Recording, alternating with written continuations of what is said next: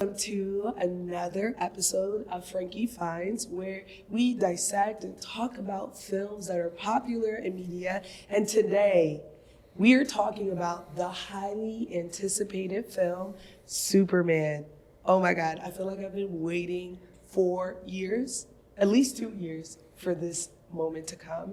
And I'm joined by an incredible creator, one of my favorite people on TikTok, Bryan Star, B-Star Cinema. Welcome. I am so excited to be here because we've kind of talked about like one of these days making some sort of content together or whatever. And the fact that it's for Superman is crazy. I love it. Yeah. My biggest thing, I was either going to pick one of the Marvel heads so I could talk shit about them because they've been cooking us forever, or another DC fan. Yeah. And you're one of the few people, for those of you at home, I started accepting applications for new fans because obviously you guys are going to come in. Yep. But you're one of the people that has always been ride or die DC. Yeah. I love it. I grew up with my dad who loved Marvel and collected Marvel, and so I have my love for Marvel. But then I found Batman.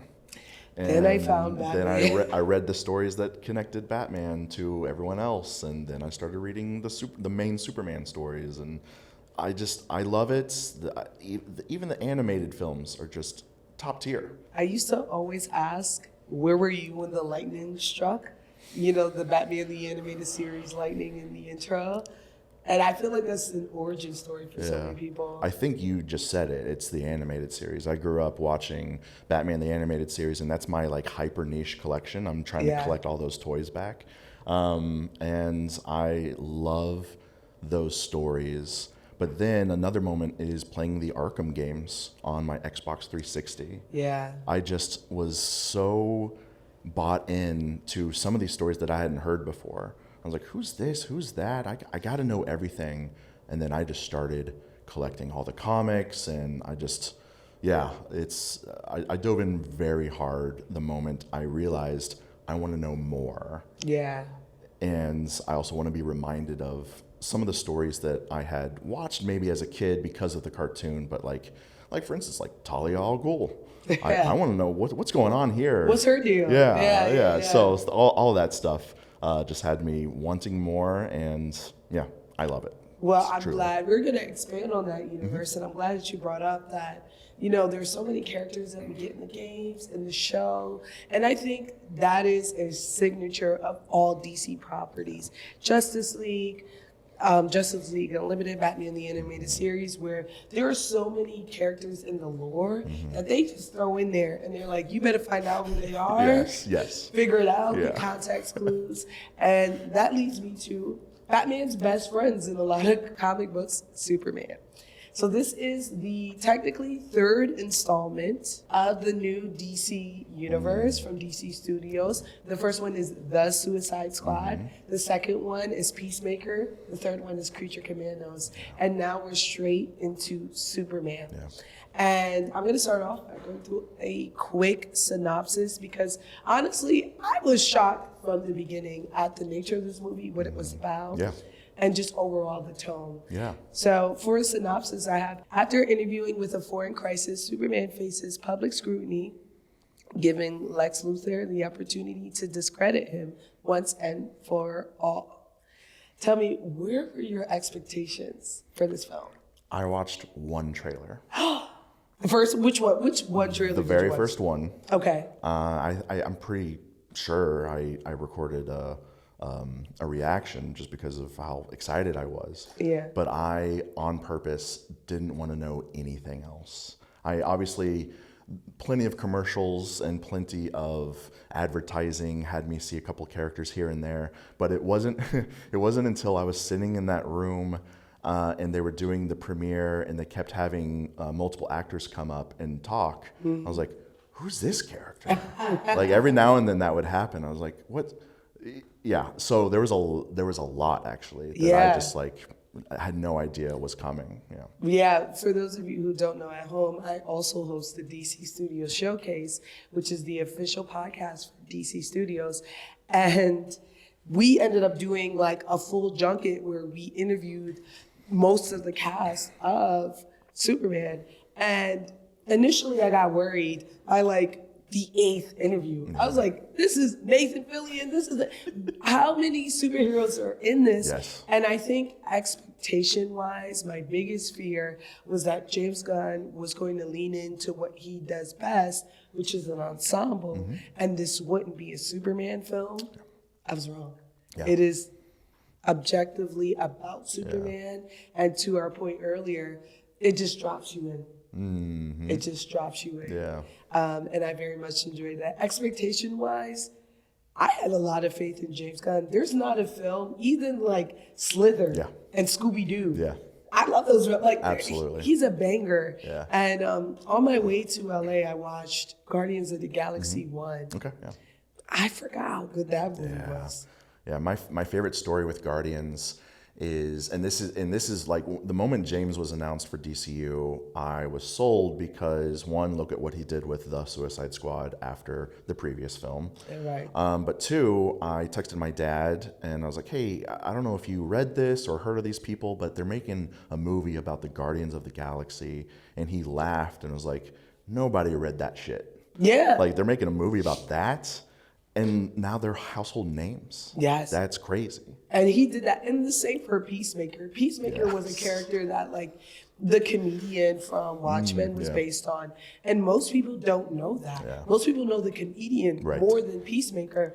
And now, Peacemaker, even in the comic books, are based on what James Gunn did in that show, which is very, very cool. So the movie starts, I believe, Star Wars style, where they give us 300 years ago, metahumans were discovered, 30 years ago, Superman, so we know now Superman's 30. 3 months ago, he stopped a conflict, or was it 3 weeks ago? You guys can check me on that. And 3 hours ago, he lost his first fight. Which, like, stunned me. Yeah. Which, everyone had saw it in that first trailer, and he's whistling for crypto. But the words of him losing a fight is unheard of. I agree. And I think it was such a great way to scale him immediately for them to outright say, Superman emerged the strongest metahuman of them all.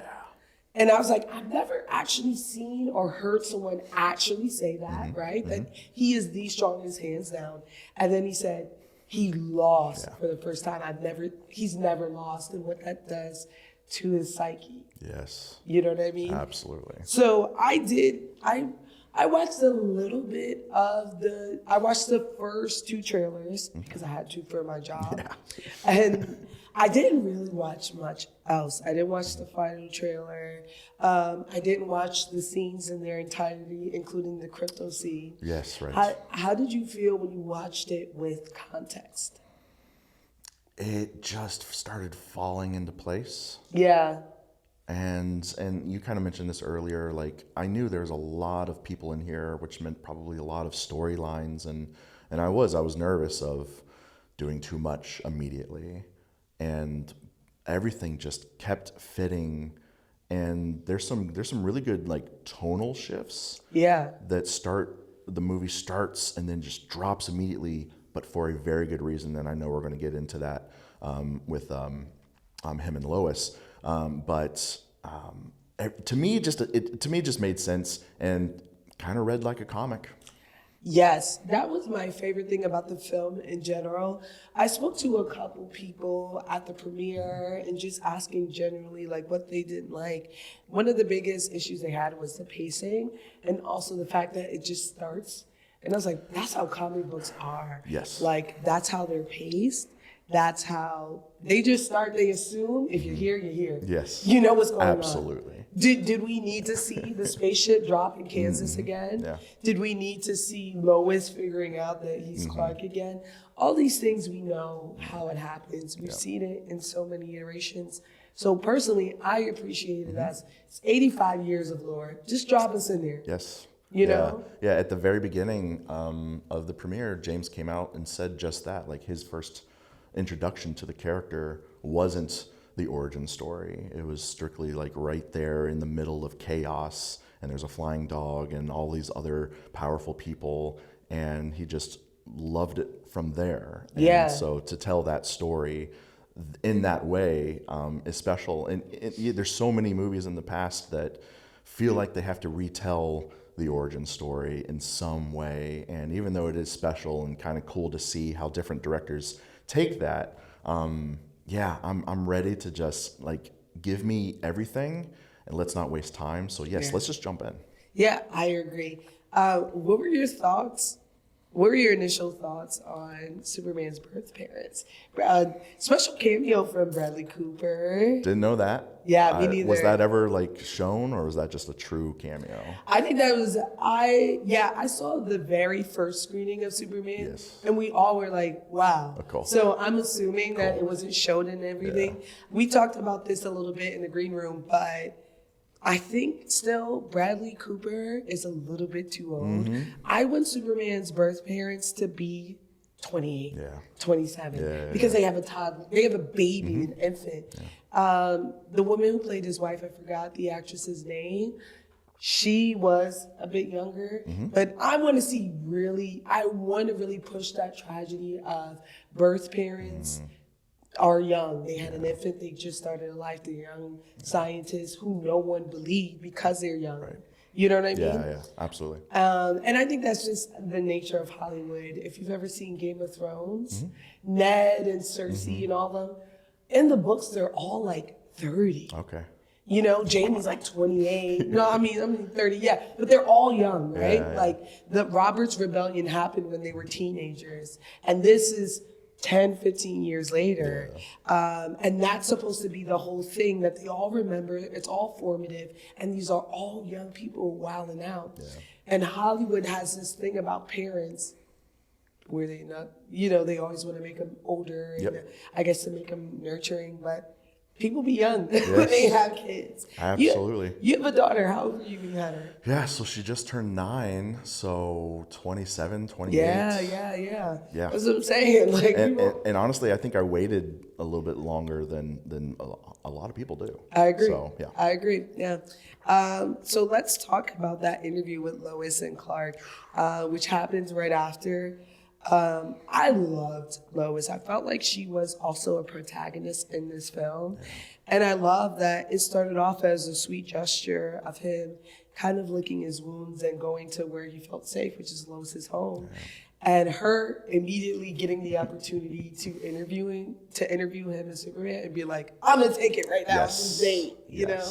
And it just felt so Lois to me, Yeah, she took the opportunity and ran. It's as if she just conjured up the recorder right there. Right. To just like, okay, let's do it right now. Like, she just stopped in and it's like, oh, look at this recorder right here. Yes, absolutely. I'm sure she keeps a recorder in her pocket at all times. I fully believe it. I think, too, it was very clear these were questions she always wanted to ask Clark. Yeah. The questions were definitely like a journalist question, but they were natural questions. Yeah. Why do you move this way? Yeah. Why do you make these decisions without second guessing? Yeah. And they were questions she had about him that she never felt comfortable asking him before. Yeah. And he had that mask of Superman that he got to do. And I think that's why he got a little bit emotional about it. Mm-hmm. And I also think that's why after she was like, I knew this relationship wouldn't work. Yeah. You know what I mean? Yeah. Because they were things that she herself were always thinking about. Yeah. I what I really loved in that moment is Lois had the upper hand, and Superman is ideally, like, he's perfect, right? And so the fact that he can kind of experience being told no, as a lot of people need to be told no sometimes, is to me was really cool, because I don't think she was in the wrong of what she was doing, and I don't think he was in the wrong of like what he was trying to explain his actions. They were just having like a real honest conversation that happened to be on the record. But it was so that was a moment that I said earlier that kind of just slows down the pacing of the beginning of the film. But I think it's so important to see how they interact together. And I agree. To me, it's not just Superman swooping in to pick up Lois, and they fly and then drop Lois off, and she just is a secondary character. Like, she in her own right is just as powerful with her job, especially, and her team, that I think he is in what he does. It's two obviously completely different things, but both important. Because ultimately, Lois Lane is the one, she saves Superman for one. Yeah. She's the one who actually takes down Lex. Yeah. It's not Superman. Yeah. Actually, he doesn't touch him physically, right? And that's Krypto who beats him up in the end. Yes. And he's not the one to put him in jail. That's Lois and the Daily Planet team. Right. I think the characterization of Lois was incredible. And I love just seeing that dynamic. But I also love the fact that we were able to get the ethos of Superman. I think a lot of people always label him as this Boy Scout who just does good. And truly, yes, he's someone who sees the good in people and in everything. Yeah. But he gets frustrated, he gets arrogant, he gets cocky because he does have all that power and he does have such a strong moral compass. Yeah. And I love that she challenged it, even when she knew he was technically right. So there's a moment where she's like asking him about the conflict, and he's like, come on, you know that's not what he means. She's like, sure, but am I certain? I cannot for 1,000% say that that's true. There's no evidence of that, and you don't have evidence of that. And I love that. Speaking of, what did you think about the subject matter of the film? The whole conflict and everything. There's two things kind of being talked about, and I'll talk about the one that you're not hinting at right now, but you're talking about earlier where Clark is having these emotions, and in the big kind of climax, we get him with this great speech of saying, like, I'm not an alien. I'm as human as everyone else because of, and he starts listing these human characteristics. And so what I love about that initial conversation between those two is we are getting a very human interaction with him. And it's circled back there at the end where he explains, like, I'm the way I am because I'm as human as everyone else should be. Yes. And, people keep on pushing this narrative of him, including myself, him being an immigrant and it being the immigrant story. And I think I was a little shocked at how political it's leaning, down to an occupation, which this is written 2 years ago. Yes, right. Before October 7th. But for it to be a country called like Borva, it was two fictional countries, right. But one was definitely Jewish coded, one was definitely Muslim coded, down to a little brown boy screaming for Superman. And it being based around an occupation where one is being funded by the U.S. government for free, right? Or for land. Lex for land. Well, no, they were funding them because it was under the guise of we're getting out an evil dictator. They need us to occupy them, and then Lex Luthor was essentially funding them for free. So there's a billionaire funding them for free, a U.S. billionaire funding them for free, and the government. And I was like, this is intense, how pointed this is, especially knowing that it was written 2 years ago, before the conflict actually happened. And I love the implication of what will happen if Superman, someone who's here for good, intervenes in political affairs. You know what I mean? I'm glad that, and I think it's interesting, but I kind of do wish his slogan was still truth, justice, and the American way. I understand why he's now for a better tomorrow, and he's a world hero.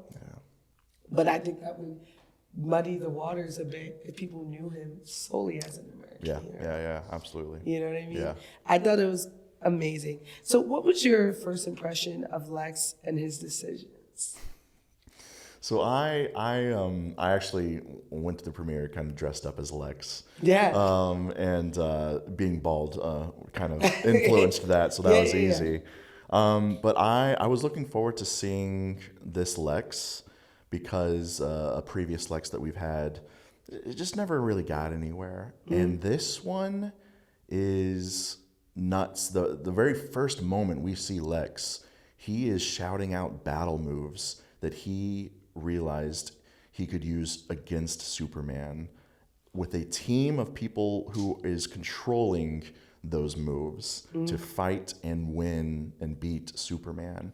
And so immediately we are getting a Superman obsessed Lex Luthor, and I was bought in already. But then as we get into the universe rift or whatever he created, that whole thing that we'll get into soon, I was just like, yeah, this Lex rocks. And like, I don't mean that as in like he's a cool guy, but I was just like, this guy sucks. Excellent. He sucks. And they made sure to show that he had absolutely no redeeming qualities. Yes. And they made Yes. sure, and I really love that. And we were talking about this earlier in the green room, that the team had no redeeming qualities. There was no one except for Eve Tessmacher, who ended up being a hero, who was there against their own volition. Yeah. And I love that. I love that Lex is obsessed to the point where they make a point to say he studied every fight that Superman has ever been. And that's why he's able to create all those moves. That everything that was going wrong, including the conflict, and I cannot say the name because they were both ridiculous. Yeah. Jonapur, I think it was called. Yeah. Including that conflict was all fabricated through Lex's obsession. And him crying when he lost was my absolute favorite moment of the entire film. Yeah. Yes, Lex would cry. He's a baby. Yep. It's evil. Yeah. Why would he not? Absolutely. What were your impressions of his two top players, Ultraman and the Engineer? Did you know anything about Ultraman? Not a single thing. So were you shocked when you saw it was also David Corn Sweat? Yeah, spoilers, he's a clone. Yeah. Sometimes he's from another universe, but he's always Superman. Yeah. No, I totally shocked, and I should have like figured it out because he gets into the fortress with the DNA. Yeah. So of course, this dude who's obsessed with Superman has his DNA and has the power to clone. Yeah, totally. But yeah, completely shocked. I thought it could also be Superboy. I was like, what if they switch it up? Yeah. Okay. But yeah, that was. I really. What about the Engineer? What did you think about that? I know nothing about the Engineer. Are they from the comics? Yeah. Okay. The Engineers from the. One funny tidbit I got from the interview, I did get to interview Maria Gabriela de Faria, which is a long ass name. Great name. She said in her mind she thinks that she and Lex fucked before. Okay. Now she said that Nicholas Hoult denies that. Yeah. Like he was like, where did you get that interpretation? But when I watched the film, I was like, I feel that, especially with the relationship he had with his exes and how he treated them, putting them in jail if they slighted him. Yeah. I think one wrote a vlog about him. Yes, one wrote one mean blog, and she's in jail for it. She's in an interdimensional jail. Yeah, but no, she literally, when they're at the fortress, she said she literally gave up her humanity for him and for the cause. And but no, I loved her design, especially in the fortress when she has these tentacles all over the place and she's like floating, taking in this information and cracking the code. I was just like, this rocks. And the sound design, anytime she's shifting into something, is crunchy and nasty. It's gross, and it should be gross, right?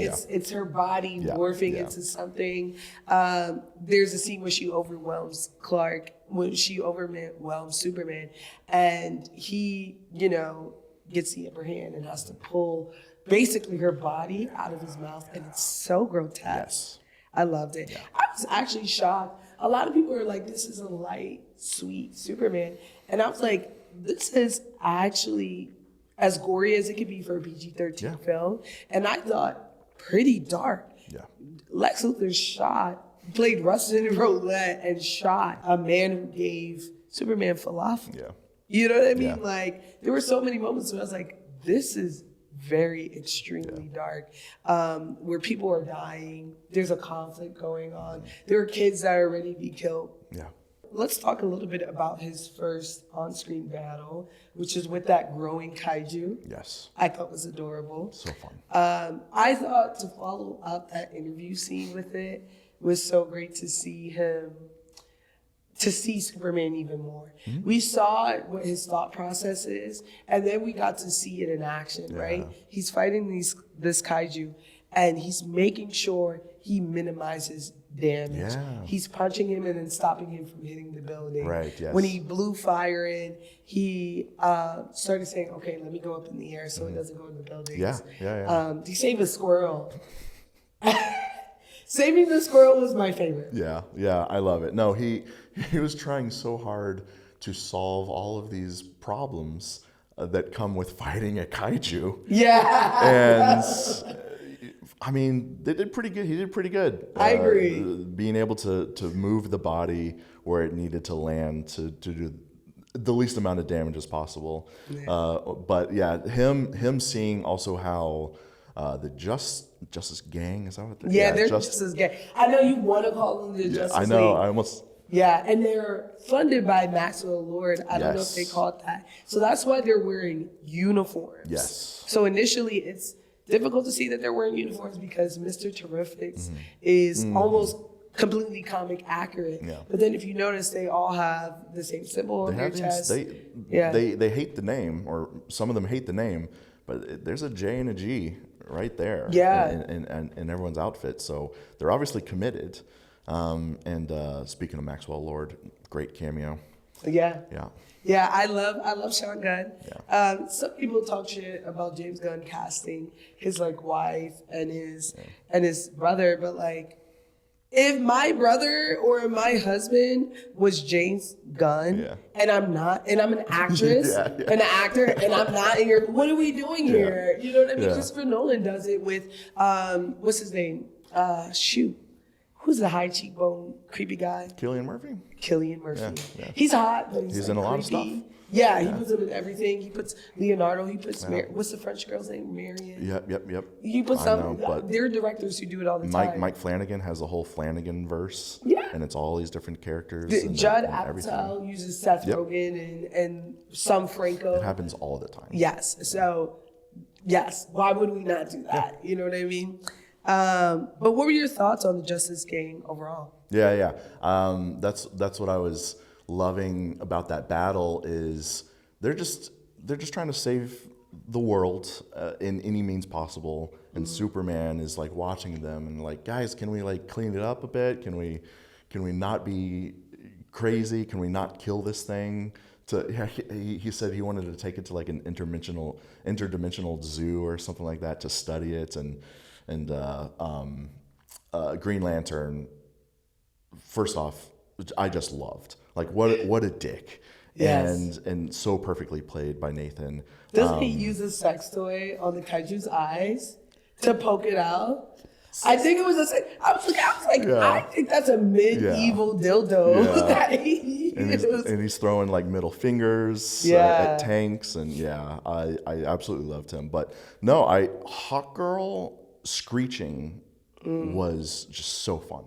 Yeah, I didn't expect that at all, and so to see her screeching while attacking, I would die before she hit me because I was so scared hearing that. It was terrifying. I wish we got more of Hawkgirl. Of the three of them, I feel like I saw her the least. Yes. And I feel like Isabella Merced is really good. Yeah, and she's going to be in the TV show. Which one? Season 2. Peacemaker, right? Yeah. So I hope we get to see hopefully more. We get to see more. But yeah, she was great. Yeah, I thought so. I love Mr. Terrific, who got the most screen time of all of them.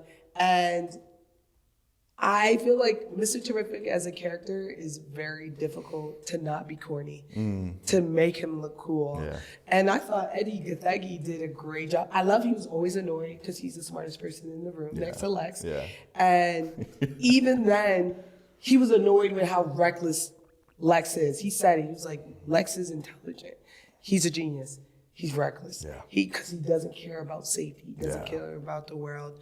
And even, Superman trying to tell him, let's bring it to a zoo. He was he's like, hit his eyes. Let's kill this thing and get it out of it. It's a kaiju. Yeah.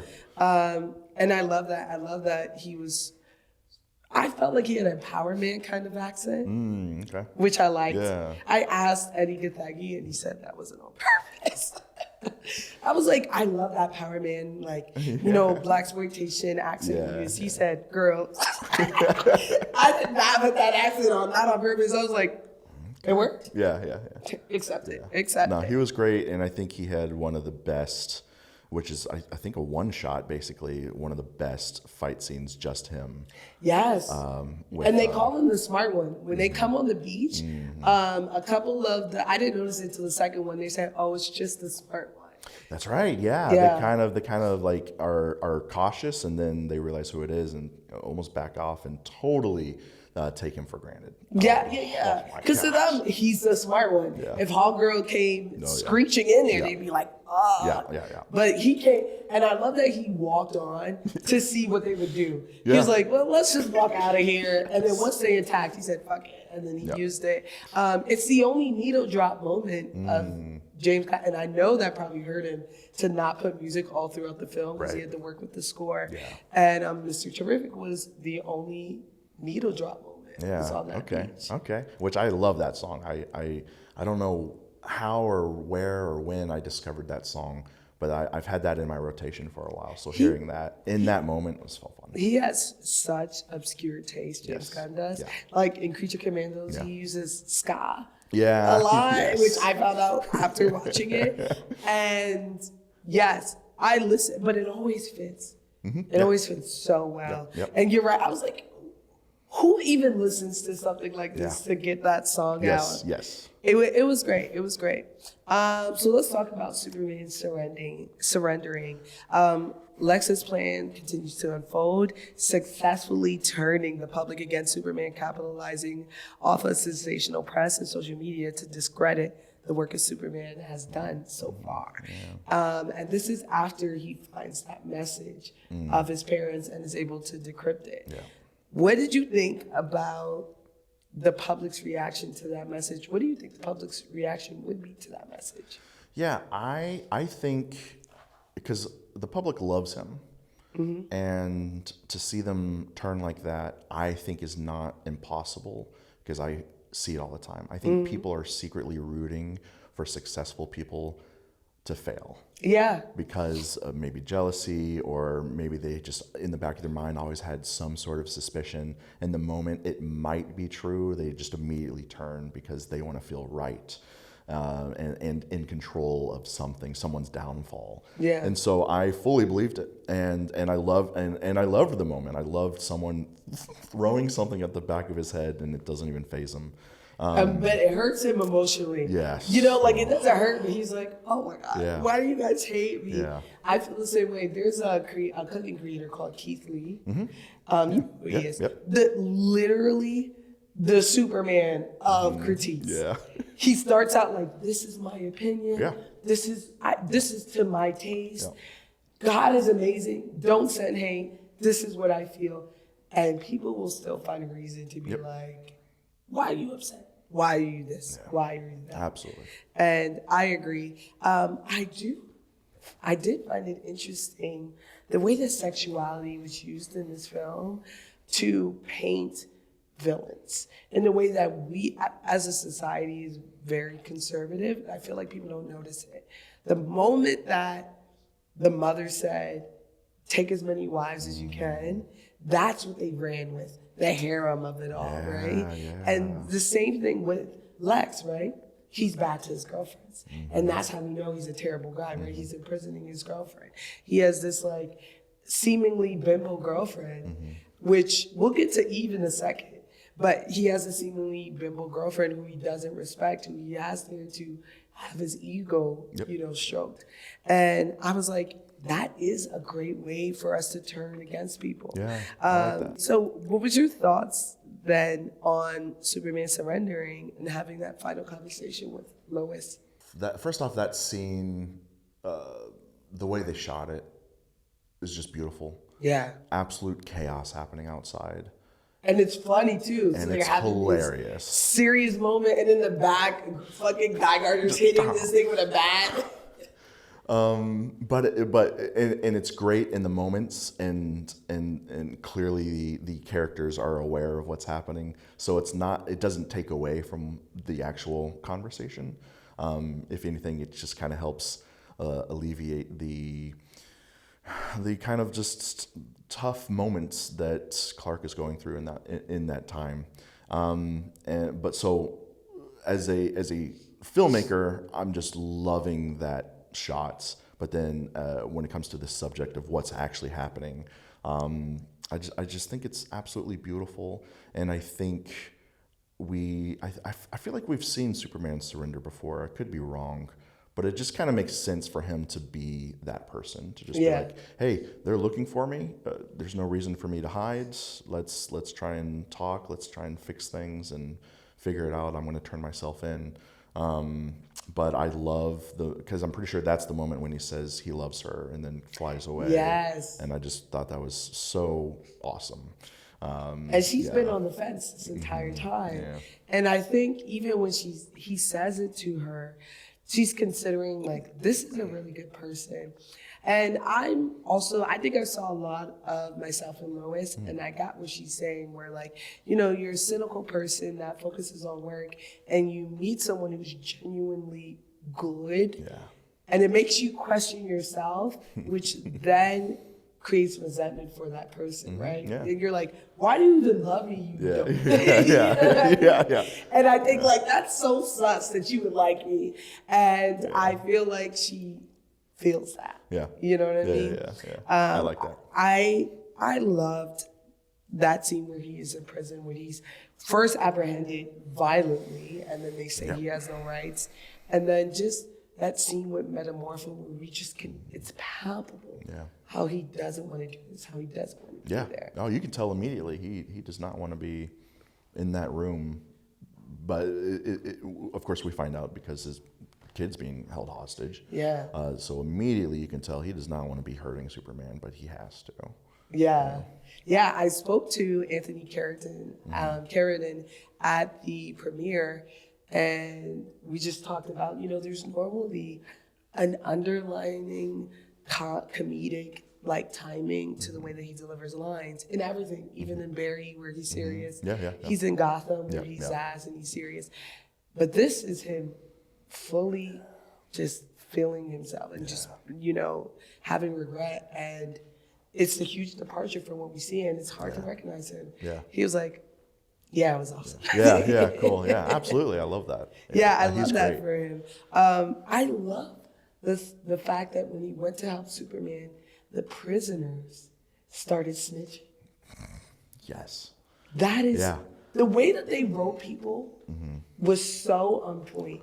And that was my favorite thing about the film, down to, Lex's henchmen cheering on and being excited about fighting and beating up Superman like they were at a game, to prisoners having that mentality of, no, we have to abide, we have to obey. What's the worst that could happen? You're already in this, you're not getting out. Yeah, it's for selfish reasons too, is potentially I'm doing something that Lex will like, so maybe he'll let me go, even though he's not going to do The girlfriend says that, right? She's like, I'm going to get the credit for this. And I'm like, girl, I don't he put you in here for a blog. You ain't never coming out, right? And Superman says it. He was like, you're telling me this because there's no way out of here. And he said, you're smart. Now let's talk about the power of the press. So as we mentioned earlier, Lois is she's the protagonist as well. And Lex Luthor is taken down because of the power of the press. And I love that we spent so much time in the Daily Planet without Clark. Do you think they all know that he's Superman? So there's that joke at the end where they're like, how long have they been seeing each other? And Jimmy's like, 3 months. But I don't, do they know that it's Clark or is it Superman? And I was trying to figure that out too, because before then, she hadn't been doing interviews with Superman. Only Clark has. But I was like, maybe Superman be around and he'd be like, "Hi, Lois." Yeah. Did it. Yeah, right. You know what I'm yes. saying? So maybe there towards the end, they're like, oh, that's, yeah. There is a moment where I forget his name. He's like the chief. He's like the head. Perry White. Yeah. He does kind of he does look at him a little bit, a little glance. Wendell Pierce is the actor. Yes. He's so incredible. And he has one of my favorite scenes that whenever I'm trying to get people to understand why I love television and film, I play for them. And it's in The Wire. And he's investigating a crime scene with a fellow detective. And they both only use the word fuck. And in that scene, they are solving a crime only using the word fuck. What? I promise you. Like, they look, they're like, fuck. And then they point and they're like, this is the trajectory. And they're like, fuck. And it's just fuck being delivered as adjective. And I was like, this is a masterclass in acting. And I love that. and things like that, I think, is why he's so good at subtle acting. Yeah. He's like, oh, I clocked this. I Yes, see this. yes. And he's even when he was like, when they're delivering the news, like, this is what Lex has been doing, you could see him processing it and be like, this has legs. Yeah. Let's go. Yeah. You know? Yeah, I really like, because the trope is like, whoever's in charge, just like, it's do better. Give me something different. Give me something new. That's not true. You know, this conspiracy that you're cooking up, like, give it a rest. So the fact that he was like willing to actually put out the news, I think was great. I think it's also because they knew to come with him, correct, right? They didn't bring it to Perry until they had proof. Yeah. So they said, here are documents, photos, and they showed the close-up photos, and then they also showed the woman, the selfie itself, which we'll get to Eve in a second. But they were like, here's full proof. Yeah. This is a story with legs. And he said, it does have legs. Yeah. Inversely, when Lex first approaches the government with Planet Watch, he doesn't have proof. And so they reject him because they're like, we need evidence, we need proof instead of this. And they're even cynical, and they're saying, like, this obviously will benefit you. Yeah. Why should we do this? Yeah. And I love that. So let's move on to Jimmy Olsen. I love Skylar Gisondo. I think he's an incredible actor. Jimmy Olsen is a fuckboy. One of my favorite moments watching this movie is seeing him not be into someone who is beautiful and obsessed. Obsessed with him. And in my mind, I was like, whoa, hold up. Jimmy Olsen fucks. Oh, he fucks. Even before then, they were showing the girls in the office were giggling and trying to talk to him. He fucks hard. And I was debating this with Coy Jonro about it, where he was like, he doesn't realize. I was like, he's well aware. Yeah.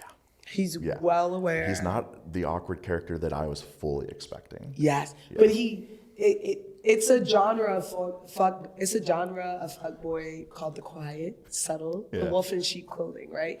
Where he still comes off as this bumbling, awkward, sweet guy. Yeah. But he fucks, right? Yeah, he gets a lot of girls. He ghosts them. He ghosts Eve Tessmacher.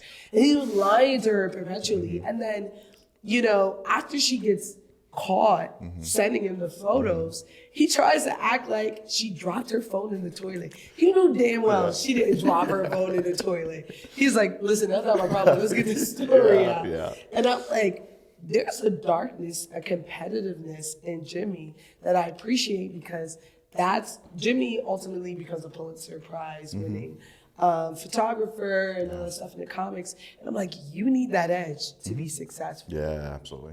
And I think that's a big part of it. So what was your thoughts on Eve Tessmacher?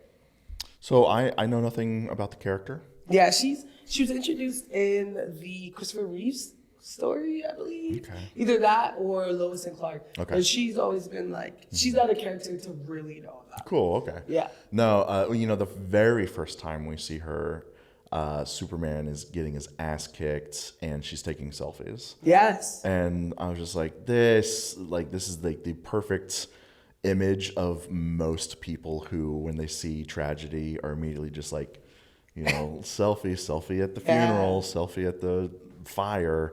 So I was just like, this person is nothing, is not anything for the story except to just kind of maybe be a little bit of humor. And when we get the reveal that she's been taking these selfies on purpose, with everything in the background, I was just like, and it showed two things: the fatal flaw of Lex Luthor's misogyny. Yeah, you know, because she mentions when she talks to Jimmy for the first time, I'm in fear for my life. Lex has made it very clear what he does to his exes. So I'm stuck here. And she played on the fact that to him, she's a bimbo there for decoration. And she's an influencer. So she's like, I'm just going to take selfies. And I'm so out of his mind that he's not going to be like, don't have a phone out here. Yeah, right. Which is crazy arrogant. Yeah. You understand? Like, I've been in DC studio lots, and they're like, you can't take a photo here. You may get a toy in the back. Yeah. This man is like organizing coups and occupations, and he's letting a cell phone. He's letting this girl take selfies, even if she wasn't doing it on purpose. Yeah, right. But she was. It was clear she was. Yes. Why would he let that happen? Because just like when she posts this and this map is shown. Yeah. You know what I mean? There's moments. There was one photo, she was laying on top of documents. Yes. He let her do that. Yeah, perfectly laid out. So, Perfectly laid out. I think that photo in particular is the proof that she wasn't doing it by accident. Yeah. It wasn't just like, no, she knew. She knew. I think that and the Jonapur, the map photo, I was like, yes. Yeah. But you're right. The perfect, with markings on it. She waited till he marked it up, laid it out. And even when he saw the photos, he said he was more mad about her sending a man selfies. Because they said it. They was like, what an idiot to send selfies. What? Yeah. Did you not look at the selfies? No. But Jimmy didn't either. He got it. He was like, Eve, what is this? Yes, that's true. Yep. It was Lois was like, if you stop looking at her tits, you would see it. She didn't even have to zoom in that hard. Yeah, no, it's I was like, she's in the corner, right? She's an influencer. She knows to center herself. Yeah. Why is he framed this way? And she called it proof when she sent it to him. Yeah. She said, you can take him down with everything, but he wasn't listening, you know? No. So what were your thoughts on the final battle between Ultraman and the Engineer? We get to the baseball field, and that's when they start covering him with all the nanites. Yeah, nanites. That's right. And then they do that great flying up to space moment, just to slam them into the ground, trying to kill them because he's going to be fine. Well, I think he knew they were both be fine. Yeah, he knew they would both be fine. That's true. Yeah, that makes sense. Yeah, yeah, of course. And I think that fight in particular, we see Superman not pulling his punches, especially with Ultraman. Yes, yeah. Because once he's like, oh, that's me? Oh, it's up. Yeah. Like, once he realizes I can go full force, we see that more. But I think he knew it would just knock her out. And I think he broke her fall a little bit when they hit the ground. Okay, I like that. Yeah. The nanites too is part of her blood, so when he was pulling it out of his mouth, it was also her blood. It had to taste so gross. Yes, had to taste so. I had someone at the premiere tell me, he was disappointed that there wasn't enough action in this film, and I was like, watch a Batman movie if you want to watch that type. The whole point of Superman is he's not trying to fight. Yeah, and when he is fighting, he's protecting. Yeah. And I thought that was very interesting. And honestly, my favorite fight was saving the Jonapurians and Guy Gardner using the rings to did she kill that president, Hawkgirl? Yeah. And I thought that was interesting because I was like, this is why I want to know more about Hawkgirl. Yes. That she's okay with murdering a leader. Yeah, Hawkgirl has a story. She has a story that hopefully we get to see. But yeah, I love it, and then I love that final confrontation with Lex in the room, right? Yeah. First of all, Mr. Terrific mushes the scientist out instead of pushes him away, which is fucking hilarious.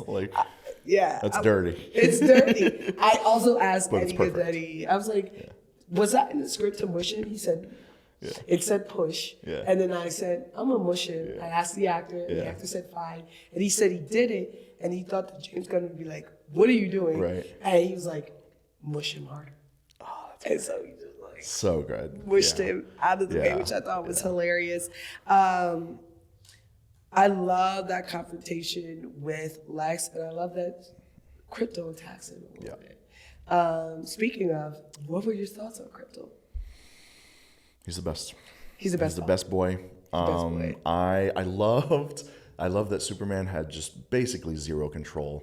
On this crazy dog. Yeah. I've seen dogs just do their own thing, and it's hilarious. And of course, we later find out why he's not as trained as maybe he should be. But first off, I just love that he has a cape.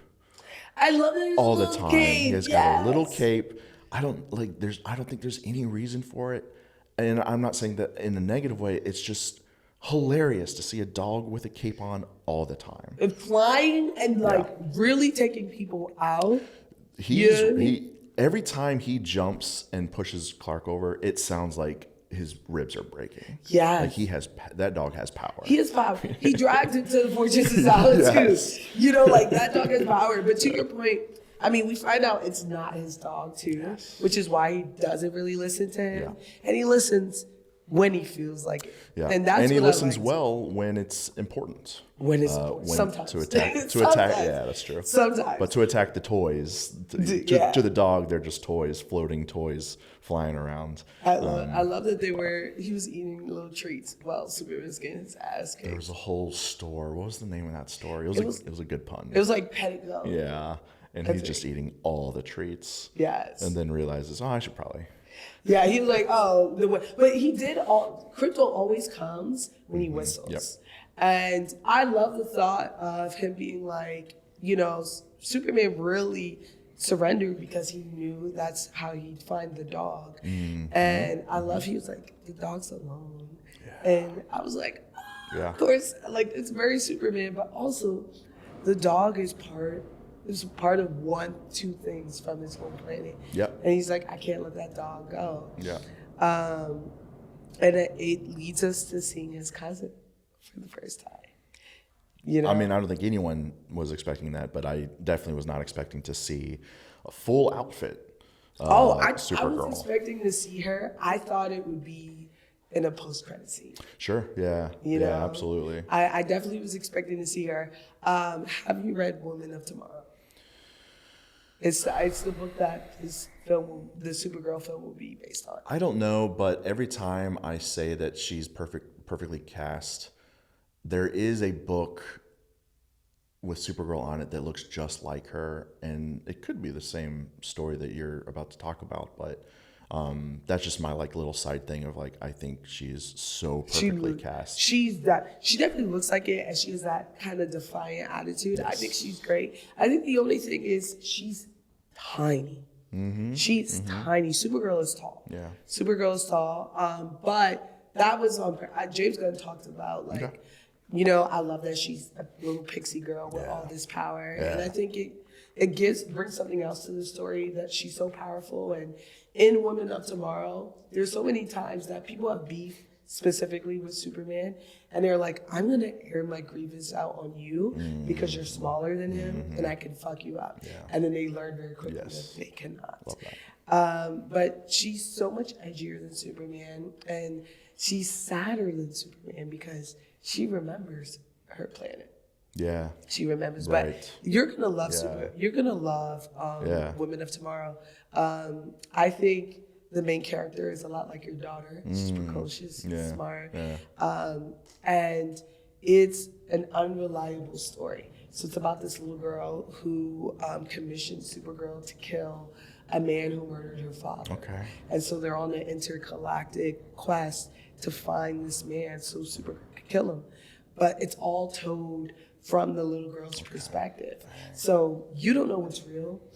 Supergirl could even not be that tall, but it's a little girl who's projecting what she thinks of her. I love that. And I thought she was great. And finally, let's talk about the final scene where he's like, let's tell what sues Superman, and it's his baby photos. That's gonna make me cry. Yeah, because first off, like, to me, this is the most different I've seen his parents before. They're not Hollywood stars Yeah. playing poor. These look like actual people from Kansas. 100%, and they did so good. I grew up in Kentucky, and obviously not Kansas, but like same exact accent almost, Yeah. same home, same feeling, same warm feeling, and same love. And so I just loved their performances. I loved being in Kansas for a little bit, but I don't know why, but when the robots start saying like, "Oh, do you want to play these videos again?" I was like, "What do you mean? Were you just going to play the first half of that message again?" Yeah, when he knows what the second half Yeah. is. But when they show the videos, and the one that got me the most, even though I love Christmas Day, Christmas morning, the one that got me the most is when, You got it. And I know what you're talking about, too. when he's holding flying Clark, because my dad did that to me. Yes. Wow. Especially since Clark does get the ability to fly. I So this is know. right before before they know that he's super and they're just loving. And I think it's also showing that Clark is accepting the fact that the message wasn't his parents. That's not what set him on the path. Yeah. It was his parents. And to your point, they were so endearing. They were so sweet. I love the accent of Mom. She's like, Clark. Yes. Just call him to say hi. It was Don't so be a stranger. Cute. Yes. And I found it, I sparked this huge debate on whether or not Superman was poor. And that's just me being a New Yorker and seeing all this land. But something about seeing David Corn Sweat's raw feet in these high waters on the grass. I said, oh, they poor. Yeah. They poor. Yeah. And he had wood paneling in his room. I said, okay, James, you got it. Yeah. You got it. I love that. I loved it. Okay, so I want to finish it out with our highs and lows. Okay. Starting out with, what was your favorite scene? Honestly, like, I love any scene anytime we can see Superman and Batman kind of go at it a little bit and their dynamics. So I love seeing Superman and Lex Luthor kind of go at it, especially in that end moment where the cockiness is just going all in when he thinks that he's defeated Superman, and then he's defeated at the end, and we already talked about him crying or tearing up and kind of just like looking him in the eyes of like, oh yeah, you got me. And so I just love like two totally different ways of living and ways of being a person in this world and conflicting against each other, and seeing Superman not like dip and not change his character to defeat this guy and just proudly stand strong there at the end is just amazing. So really just like their dynamic, but especially in that final end there, it's just great. I'm inclined to agree, especially with the sun coming from behind his head, and now it just felt like we were sitting down just looking at him as if we were in the room with him. And even that scene where he comes to press Lex about the dog, and he tries to be mean, and when he sees that it's not phasing Lex, he tries to appeal to his humanity.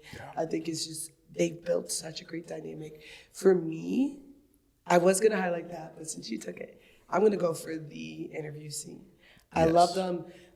There's a moment where he tries to turn off the recorder and he can't figure out the button, and he's like, and then he tries to turn it back off, and he's like, you do it?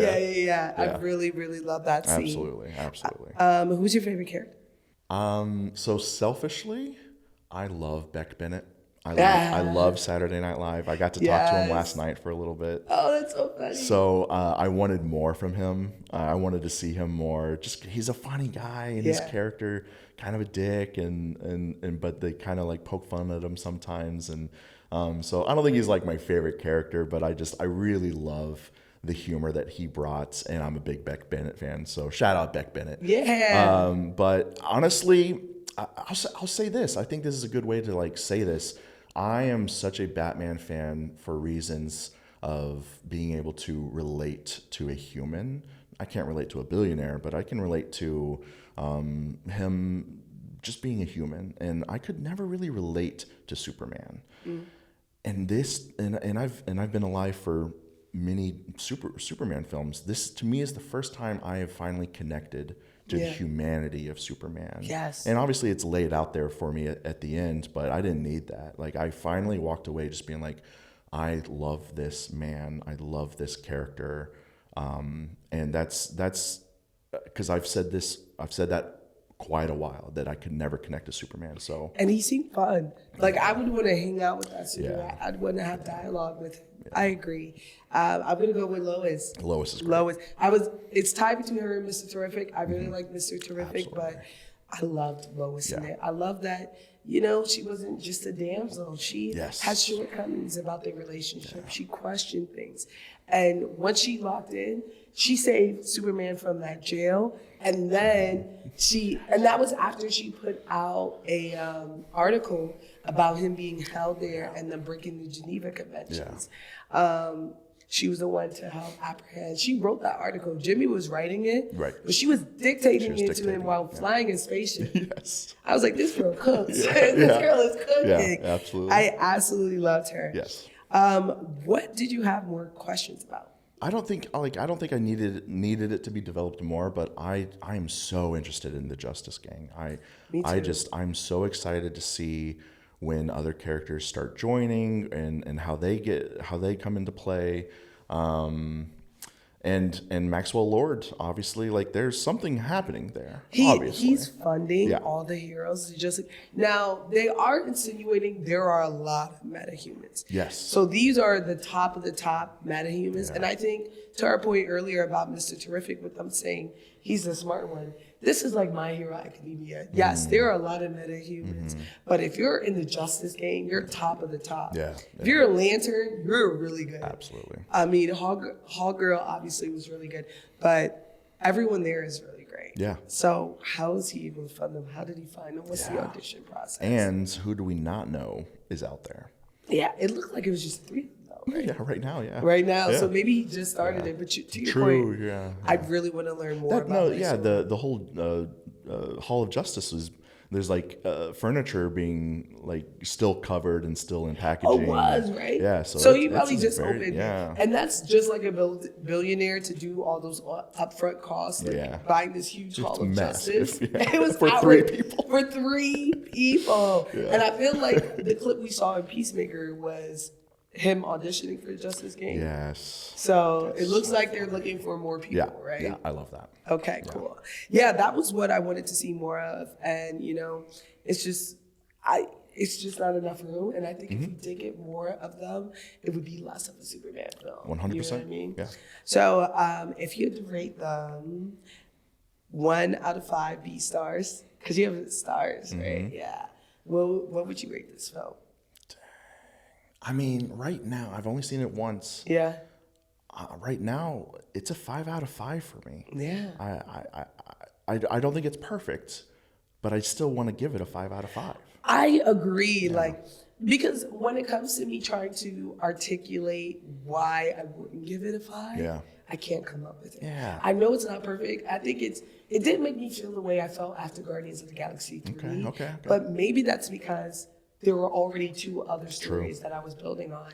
So in that regard, I was like, And there were some times, to your point, I think the last speech where he's like, I am human, was not needed. You saw it.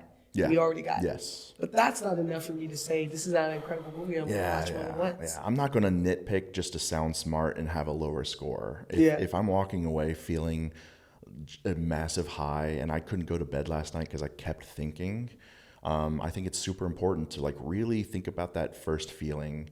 And I think it's also important to critique, but I tend to lead with my feelings, and I'm happy. I'm just so happy. I was so relieved. I text our DC producer because obviously there's a lot riding on this film. And I was like, you can take a deep breath. It's fire. Yeah. Relax. It's fire. Yeah. It's great. It's a great movie. It's a great film. I also give it a 5 out of 5 for Freaky Flames. If you guys are at home and you haven't seen it and you let us spoil the whole film, well, go ahead and watch it. Now you know it's good. Please tell me you saw it first. Please tell me. But even still, watching it in IMAX, I think I may try to watch it in 40X, and get That'll flown be around fun. because the flight scenes are so cool. Yes. But absolutely 5 out of 5. I loved it. Cool. So Bryan, thank you for joining us. Thank you. Seriously, it is my favorite thing to do after a movie to just talk. I think a good movie doesn't end at the credits. I think it ends with the conversation that will continue to happen. And so to be able to sit down with someone who